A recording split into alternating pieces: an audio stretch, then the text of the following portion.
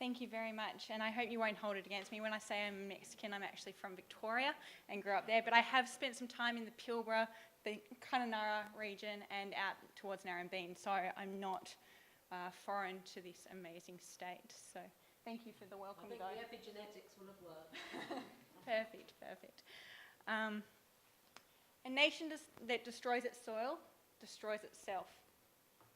It's a pretty powerful message there, and one that underpins why Carbon Link focuses on soil carbon. It underpins agricultural production and also is one of the largest sinks of CO2, as we found out today. So, with respect to time also, I might have to skip through a couple of things, including Carbon Link, so I won't bore you with what we are or who we are. If you guys would like some more information, please come and talk to me afterwards. How many people do you employ? We're a team of 4 at the moment. So the topics I'm going to try and cover today are what is a carbon project worth, and that's worth to you guys as producers. So not as to WA or not as to Australia, but to the producer. How can this happen? What it takes to make a carbon project, or a soil carbon project in particular, happen on your place. What has to change for you and the day-to-day management that has to change. And if I've got some time, I'll cover some risks and how we're mitigating them. But first, I'd like you to meet the McLeans. So the McLeans are a 4th generation pastoral family, pastoralists, out about an hour and a half out of Rockhampton in a small town called Barralaba. And they've been on this place for over 14 years. The grandfather actually still lives on the place, and now the small children as well. But they've been doing management for 14 plus years, or this management that I'll explain, and they've just completed their first T0 baseline of a carbon project. So they're well and truly embedded in this carbon story. And I just want to take you through, there's some beautiful cattle that they've got there, and I just wanted to take you through their story. So the McLean's property, this is how I view it now, all the wonderful colours. The owner doesn't particularly like how I've put colour up there, but this is their carbon project here. So what is it worth to the McLeans? There is 4 key drivers, and I would like to touch on, I will not only take you through their story, but I'll also highlight some of the theory and some of the critical parts behind a soil carbon project too, to try and mesh it all together. So there are 4 key drivers of a return of a soil carbon project: sequestration rate, the price of carbon, the cost of measurement, and also the scale of your project. Now, price of carbon and the scale of your project are 2 elements that we can't really do too much about, and I just want to highlight here the point that the scale of your project is not necessarily your property. Class of infrastructure, heavily dense timber places, rivers, dams, they all get taken out. It's very hard to drill a core down there or take a 12-ton canter in between infrastructures. So that's the scale of the project. However, the cost of measurement and the sequestration rates are 2 that we do have an influence over, and 2 that do contribute significantly to your returns. The cost of measurement is coming down, and it's also becoming more accurate. So this is a study that got conducted in 2012 in New South Wales, and as you can see here, the mean stays fairly consistent through all different types of measurement.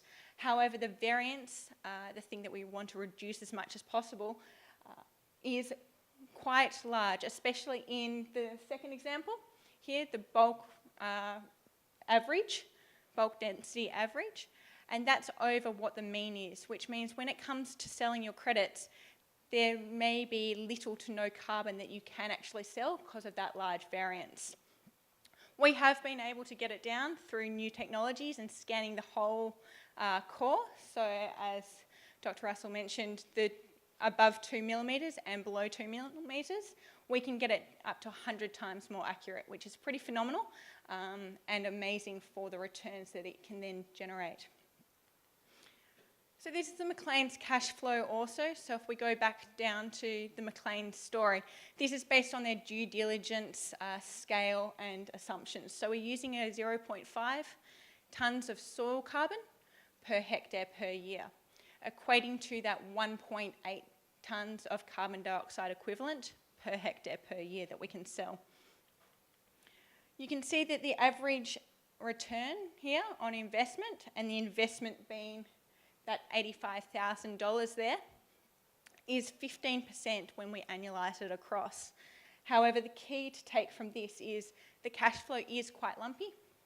You do have outlay of cash and your income coming in at those 5-year marks. And that's because we want to reduce the seasonal variability that we were mentioning before, and we want to really capture the most amount of carbon that can be stored with the limited costs of measurement.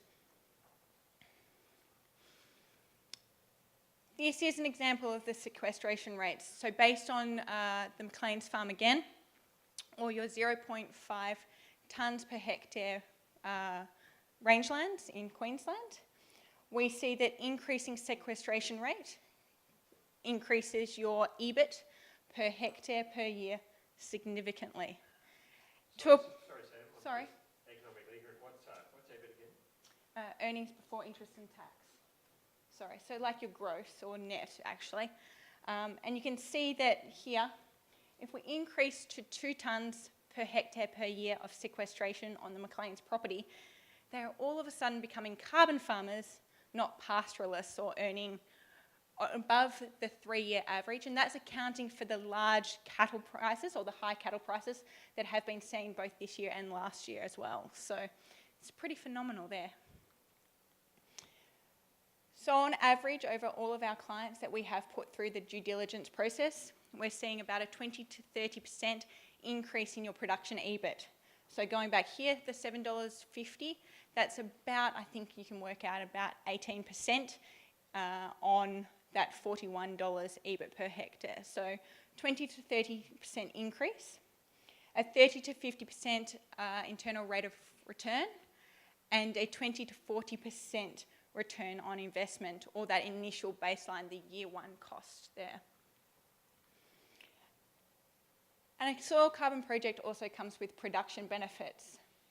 So improved soil fertility, water holding capacity, carrying capacity, these are all production benefits that have been seen both on the McLean's property and across all of our clients as well.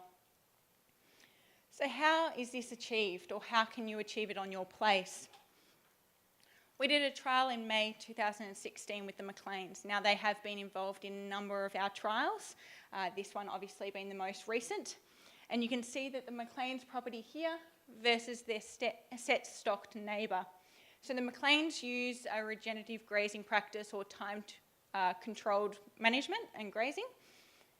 And we can see that their average over the 14 years that they have been conducting this, we've got a 0.64 tonnes per hectare increase in the soil organic carbon. Considering we were using their due diligence as 0.5, this highlights the potential that the McLean's have in their soil carbon project. The way we do this is keep the grass in stage 2 and pulse graze it, allowing the roots and the grass or dry matter above ground to increase growing and pushing that soil carbon down the profile. So I believe we touched on it before in an earlier session.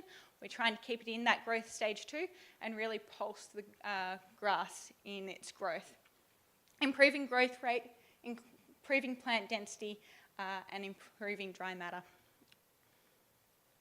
And the McLean's, by doing this, in terms of their production benefit, have increased their carrying capacity, or LSUs, by 112%, just by doing that over the 12 years. And that's not accounting for the carbon that is then coming into their business now. This hasn't just been seen on the McLean's out near Rockhampton, it's been seen across the East Coast on a number of trials. This was done in 2007 and we're going back and testing some of these sites again and seeing the difference and whether we have increased from the rate that they were back in 2007. Again, the green is the timed rotational grazing, or that regenerative grazing management, and the red is their neighbours, which were all set stocked. And this looks like richer soils with more carbon in there, and also a better plant in terms of structure. So it's less flat, it's got a greater root body, really pushing into the ground. So this is a management practice that is underpinning the sequestration rate that we are seeing along the East Coast. There are a number of other things that we have got a huge amount of potential with. It's incredibly exciting. Time constraints meant I can't really talk about them, but they're called catalytic inputs. Things like foliar sprays, legumes, biological management, they all have amazing potential, and I'd be more than happy to talk to you afterwards about this or answer some questions afterwards. So what needs to change? So for the McLeans, what has happened to their day-to-day management? Very little has changed for the McLeans. So as I said, they're well and truly into a soil carbon project, registered and have done their first baseline. And their stock management remains the same. Their pasture management remains the same. And their record keeping remains the same. I say that because I want to try and twig a couple of things, but it's definitely not going to be any more time in the office than what they already currently do. The pasture management, obviously with this regenerative grazing I'm talking about, have these grazing management principles that underpin them. Plan and monitoring, adequate rest for the plants. These are basic principles that I'm sure most of you do or are quite easy to implement. Their records kept. So nitrogen and lime or carbonate fertilisers need to be accounted for in this method. And when I talk about this method, I am talking about the soil carbon method with the ERF that is grazing systems. So anything that has urea in it, poultry manure even, has a nitrogen content, it does need to be accounted for.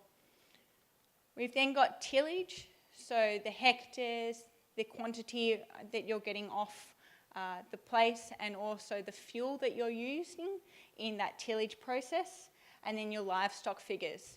So I'm sure most of you run something like PAM, practical systems, or have grazing charts that you are using.